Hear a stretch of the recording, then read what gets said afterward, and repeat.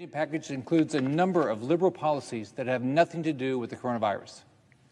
No matter that this spending package has a bailout of wasteful liberal states for their decades of mismanagement, even as the latest data shows that states across the country are reporting positive income growth. No matter that the $2 trillion would throw our nation even deeper into unsustainable debt, hurting American families.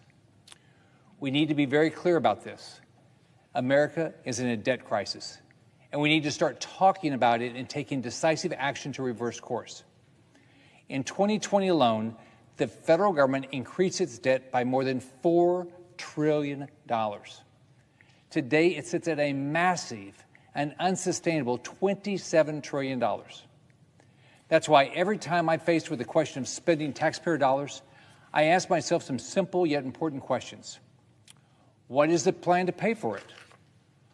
What is the return on investment for American families? Does the proposal include measures to prevent waste and fraud and ensure accountability? Asking these questions isn't a novel idea. It's the same process I went through every day when I was governor of Florida.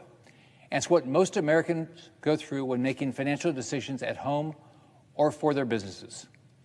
No family would needlessly spend money without a plan, and no business can afford to not get a return on their investments. Spending without consequence isn't how things work in the real world, and it's not how things should work in government. Congress's decades of failure to think and act responsibly has led to enormous deficits, insurmountable debt, and out-of-control spending.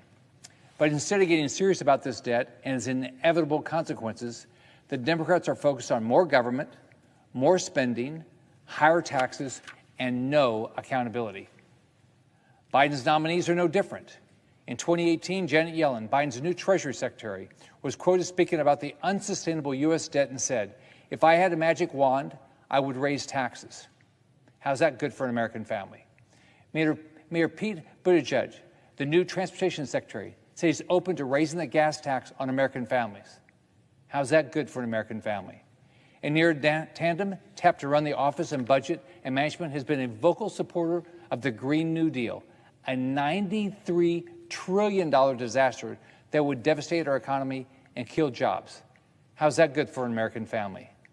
These are the people who are going to get our economy on track and provide opportunities for American families? I don't think so. My concern about the future of our country cannot be understated. In August, Congress will have to deal with the expiration of the debt ceiling. This is a critically important issue, but for years, Congress has ignored it. The debt ceiling has been suspended for more than 2 years, allowing the federal government to spend out of control and rack up insane debt on the federal credit card. And we have to pay interest on this debt. Right now, interest rates are at historic lows, less than 1.5%, and we're still paying nearly $350 billion in interest on our debt each year. Think about it. We get no return on any of these dollars. Here's a chart. Look at this. This is the $345 billion we're going to spend in interest for 2020. Look at these programs: Medicare, 862, Medicaid, Defense, Social Security. Look at the deficit we're running, $3.3 trillion. If this interest rate goes up, and we're already running a big deficit, even before COVID, we're going to have a deficit this year over $1 trillion. What program does somebody anticipate cutting, and what tax do people believe we ought to increase? The $350 billion we're going to spend on interest, we get no return. There's no family that gets any benefit out of this interest expense unless you're sitting and holding treasuries. So it's insane, but it's not the scariest part. If interest rates increase to the 50-year average of 6.2%, that's the 50-year average, we'll be obligated to pay $1 trillion more in interest every year. So look at this. So if interest rates go to the 50-year average, we're going to go from a little less than $350 billion to over $1 trillion in interest expense. So if we have $1 trillion in interest expense, how are we going to fund all these programs when we're already running deficits? And that's if the debt stops growing. Every additional dollar in debt we hold increases the dollars in interest we owe. It's an awful cycle that has disastrous consequences for American families. That's why we cannot allow the debt ceiling to simply be suspended again. We cannot allow a radical liberal agenda to destroy Americans' chance to ever get out of this hole.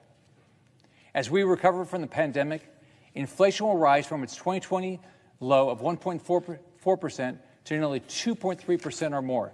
That's a 60% increase in inflation. But if Congress continues to recklessly spend and do nothing about our growing debt, inflation will increase higher.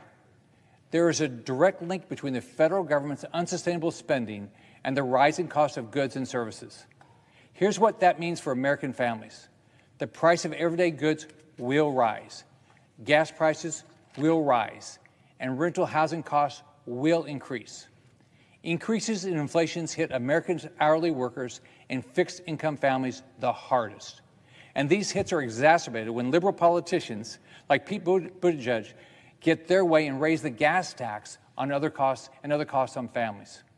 So while politicians in Washington keep spending money like it's a game, American families suffer. Radical spending and reckless proposals directly hurt families. Every dollar we allocate is borrowed from taxpayers, and if Congress is irresponsible, it's the taxpayers that suffer. Adding insult to injury, a rise in the debt will also either cause or be accompanied by a rise in interest rates. That's bad for everyone. When interest rates increase, everything from car loans to student loans to mortgages becomes more expensive for the American people. And the interest on our debt, which is already the fourth largest expenditure in the federal budget, will become our largest expenditure. For every 1% increase in interest rate, we're going to spend another $2 trillion over 10 years. That's more taxpayer money getting no return. There's nothing, there's no services, there's no products, there's nothing for the American consumer. For people on fixed incomes, their incomes are going to stay the same while the prices for the items they buy will go up month after month. For hourly workers, wages will never go up fast enough to cover the ever-increasing costs of goods and services. I know all this sounds scary. That's because it is. Politicians in Washington are afraid to tell you the truth. So here it is. If you want a country to survive and thrive and continue to be a beacon for freedom, prosperity, and hope around the world, we'll need to make tough choices after this crisis is over. We'll need to do way more with less. We'll need to reassert the fundamental principle of conservatism that the private sector and individuals, not government, should be the driving forces behind our economic stability and success. We have to stand up for these values, and when Democrats try to spend $2 trillion on their priorities that have no bipartisan support, we have to say no. We have to make sure that every dollar is spent strategically on things that actually help struggling families and businesses. When Democrats want to raise taxes to pay for government's wastefulness, we have to say no. Short-term solutions aren't going to work anymore. We're in a battle for the future of our nation, and we cannot relent. As I stated after Congress passed the CARES Act, once this crisis is over, we must make a plan to cut federal spending by at least the amount we spent during this crisis. There is no other option. In August, Congress will once again confront the expiration of the debt ceiling. It's time to take action. It's time to wake up.